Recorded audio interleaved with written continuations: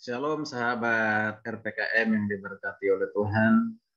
Puji nama Tuhan, saya senang kembali menyapa Bapak Ibu, Saudara dimanapun Saudara berada. Salam dalam kasih Kristus Yesus Tuhan kita yang hidup.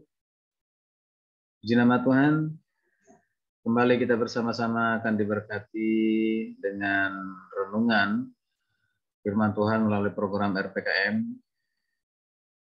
Saya mengucapkan terima kasih kepada seluruh sahabat RPKM yang setia menonton, mendengar, memberikan respon, dan juga nilai. Ada juga yang men-subscribe. Terima kasih. Saya mohon untuk terus melakukan hal yang sama supaya program ini bisa berkelanjutan ke depan untuk memberkati banyak umat Tuhan. Puji nama Tuhan. Dalam kesempatan yang baik ini, renungan kita diambil dari kitab Injil Lukas pasal 6 ayat 43 sampai 45. Injil Lukas ayat yang ke-6 ayat 23 sampai 45 saya akan membaca buat kita semua. Silakan buka Alkitabnya. Firman Tuhan berkata demikian. Karena tidak ada pohon yang baik yang menghasilkan buah yang tidak baik, dan juga tidak ada pohon yang tidak baik menghasilkan buah yang baik. Sebab setiap pohon dikenal pada buahnya. Karena dari semak duri orang tidak memetik buah arah, dan duri tidak memetik buah anggur. Ayat 45, orang yang baik mengeluarkan barang yang baik dari perbendaharaan hatinya yang baik, dan orang yang jahat mengeluarkan barang yang jahat dari perbendaharaan yang jahat. Karena yang diucapkan mulutnya meluap dari hatinya. Puji Tuhan. Yang berbahagialah kita yang membaca, merenungkan, serta siap mengerjakan, melakukan dalam kehidupan kita. Kembali ke topik renungan di kesempatan yang bahagia ini, yaitu sudahkah kita berbuah? Sudahkah kita berbuah? Dari pembacaan kita, khususnya ayat yang ke-44a dari Lukas 6, saya ulang sekali lagi kalimat yang pendek, dikatakan, sebab setiap pohon dikenal pada buahnya, Nah, saudara, yang dikasih Tuhan ketika kita menanam biji buah-buahan, apa yang kita harapkan? Jadi ketika petani ya menanam biji kacang kedelai, kacang tanah, kemudian juga ada biji timun dan yang lain sebagainya. Ketika menanam itu pasti mengharapkan bukan saja hanya bertumbuh, ya, biji itu tumbuh, tetapi juga mengharapkan dia bertumbuh besar dan menghasilkan buah, dan juga mengharapkan juga buahnya supaya banyak, bukan hanya berbuah tapi buahnya banyak, ya, supaya dengan buah yang banyak bisa dinikmati banyak orang. Nah, tentunya kita berharap sesuatu saat nanti bahwa biji yang kita tanam akan bertumbuh dan akhirnya akan menghasilkan buah. Ya, buah. Namun jika kita ya tidak menanam buah, menanam biji, bagaimana kita bisa melihat ada suatu pertumbuhan dari biji itu akan bertumbuh besar? Ya tentu kita harus tanahnya ya dipersiapkan ya supaya benar-benar tanah itu tanah yang subur dan bisa menumbuhkan biji itu dengan baik, ya.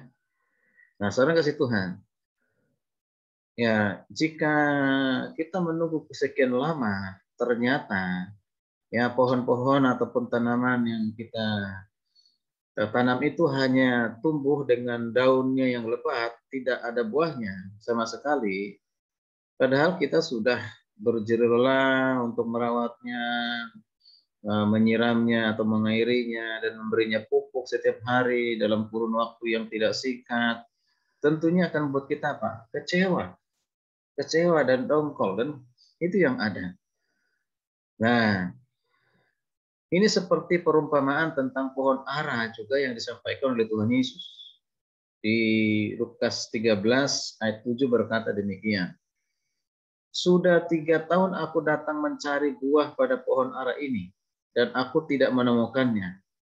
Tebanglah pohon ini, untuk apa itu hidup di tanah ini dengan percuma. Nah, Jadi pohon yang tidak berbuah pasti akan apa? Mengecewakan pemiliknya. Ya, nah, kita sebagai petani yang sudah menanam biji dan bertumbuh tapi hanya daun yang lebat, ya itu pasti kecewa. Ya, ya. Jadi saudara kasih Tuhan, begitu juga dengan kehidupan orang Kristen yang tidak berbuah. Ingat, Tuhan Yesus pun berkata, ya di Yohanes 15 ayat 2 mengatakan demikian. Setiap ranting padaku yang tidak berbuah dipotongnya. Setiap ranting padaku yang tidak berbuah dipotongnya. Ada yang sudah bertahun-tahun menjadi Kristen, tapi karakternya, hidupnya tetap saja ya tidak berubah, ya tidak bertumbuh, ya kerdil alias kekanak-kanakan secara rohani. Ya. Di Ibrani 5 ayat 12 firman Tuhan berkata demikian. Ya. Sebab sekalipun kamu ditinjau dari sudut waktu, sudah seharusnya menjadi pengajar. Kamu masih perlu lagi diajarkan ajas pokok dari penyataan Allah, dan kamu masih memerlukan susu, ya bukan makanan keras. Nah ini kalau yang masih kerdil atau kekanak-kanakan dalam hal rohani begitu, ya. Jadi belum bisa mengkonsumsi makanan keras, ya, masih susu. Ya, saudara kasih Tuhan, bukankah ini sama seperti benih yang jatuh di pinggir jalan? Lalu benih itu dimakan burung, atau benih yang jatuh di tanah yang berbatu-batu sehingga tidak bisa berakar, tumbuh sebentar dan akhirnya apa? Kering dan mati. Atau juga benih yang jatuh di tengah semak duri, lalu terhimpit semak duri itu sendiri dan akhirnya apa? Mati juga. Benih itu berbicara tentang apa? Berbicara tentang firman Tuhan yang sering kita dengar, ya, melalui khotbah di gereja, melalui komsel, atau juga mungkin di persekutuan kita di rumah. Ya, kita banyak mendengar firman Tuhan. Itu baik adanya. Ya, baik itu melalui khotbah para hamba Tuhan, atau kita membaca sendiri, merenungkan sendiri. Tapi firman Tuhan itu rasa-rasanya hanya berlalu begitu saja. Kalau tidak membawa perubahan dalam kehidupan kita. Ya, apalagi kalau firman yang disampaikan itu terlalu keras, kita langsung mungkin marah, tersinggung, ya, dan marah terhadap si hamba Tuhan atau yang berkhotbah. Nah, Bapak Ibu saudara kasih Tuhan, Alkitab menegaskan bahwa untuk menghasilkan buah, ya ranting-ranting itu harus dibersihkan. Ya, sekali lagi Alkitab menegaskan bahwa untuk menghasilkan buah, ranting-ranting harus dibersihkan. Nah, ini yang dimaksud dengan proses pembersihan. Ya, proses pembersihan itu apa? Untuk apa? Disebut sebagai pembentukan karakter. Pembentukan karakter supaya karakter menjadi karakter yang baik. Melalui apa? Mungkin melalui teguran, melalui hajaran, melalui nasihat, ya, bahkan juga mungkin melalui penderitaan diizinkan dan sebagainya. Nah, saudara kasih Tuhan, mengapa itu bisa diizinkan oleh Tuhan? Tujuannya adalah untuk apa? Mendisiplin kita, bukan maksud menyakiti kita. Itu semua untuk apa? Demi kebaikan kita juga. Jadi seperti di renungan yang pernah disampaikan bahwa segala persoalan masalah yang terjadi dalam kehidupan kita yang diizinkan oleh Tuhan itu membentuk apa? Membentuk karakter kita. Bagian proses untuk membentuk karakter kita menjadi karakter yang baik, karakter yang akhirnya menghasilkan buah. Sudahkah kita berbuah?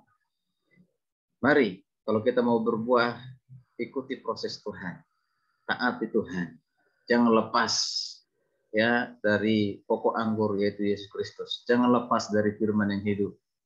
Ya, jangan lepas ya dari hal-hal yang biasa kita lakukan ya yang rohani, yaitu doa, ibadah, persekutuan bersama yang lain semuanya. Ya, kita berbuah bisa dinikmati, dihasilkan dan dinikmati oleh banyak orang. Dalam arti kehidupan kita menjadi teladan, menjadi berkat. Kehadiran kita menjadi kehadiran yang dirindukan. Mengapa? Karena kita selalu menyenangkan, baik melalui perkataan kita, perbuatan kita. Puji nama Tuhan. Kiranya renungan ini boleh menjadi berkat bagi kita semuanya. Jangan lupa dibagikan kepada sebanyak mungkin orang supaya mereka juga diberkati. Shalom, Tuhan Yesus memberkati kita sekalian. Haleluya, haleluya, haleluya. Amin.